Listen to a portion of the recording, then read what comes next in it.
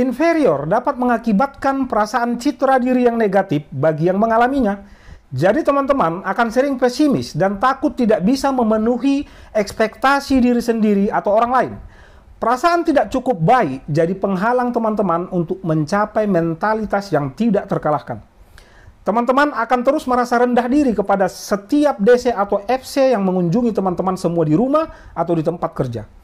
Sikap-sikap inferior inilah yang membuat teman-teman malu, takut, dan berdebar-debar saat dikunjungi mereka. Padahal jika teman-teman mau merenung sejenak, semua perasaan-perasaan ini sebenarnya tidak perlu. Kenapa? Karena para dan FC pinjol yang mengunjungi teman-teman ini bukanlah si pemilik uang yang kita pinjam.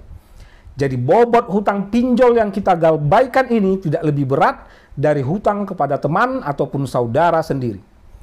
Jadi jika teman-teman punya hutang offline kepada teman-teman atau saudara, lalu teman-teman atau saudara si pemilik uang tersebut datang mengunjungi untuk menagih ke rumah kita, dan teman-teman merasa inferior, itu lebih masuk di akal ketimbang teman-teman merasa inferior kepada si DC dan FC yang tidak mempunyai hubungan atau bukan pemilik uang yang kita pinjam. Oke, kita contohkan satu analogi.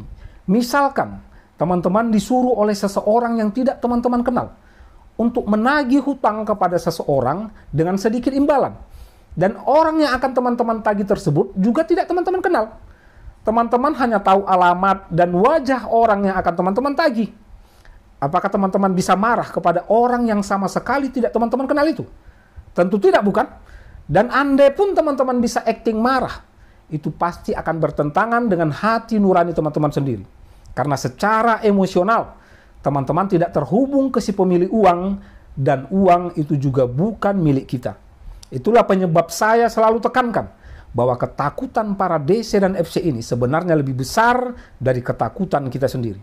Inferior terbagi menjadi dua jenis, yaitu inferioritas primer dan inferioritas sekunder. Di sini kita akan langsung membahas inferioritas sekunder. Inferioritas sekunder merupakan ketidakmampuan orang dewasa untuk mencapai tujuan akibat perasaan rendah diri yang mereka miliki. Banyak faktor yang bisa membuat inferioritas muncul saat dewasa, meliputi citra tubuh yang buruk, kondisi ekonomi yang sulit, serta lingkungan sosial di sekitar tempat tinggal. Garis bawahi kondisi ekonomi yang sulit. Jadi teman-teman akan merasa malu besar, dan rasa malu ini akan membuat teman-teman takut dengan anggapan saudara, tetangga atau teman kerja teman-teman.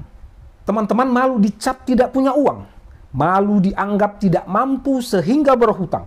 Lalu inferioritas sekunder ini perlahan tapi pasti dapat membentuk mindset dan mempengaruhi karakter sehingga merugikan mentalitas dan berakibat anjloknya rasa percaya diri teman-teman semua.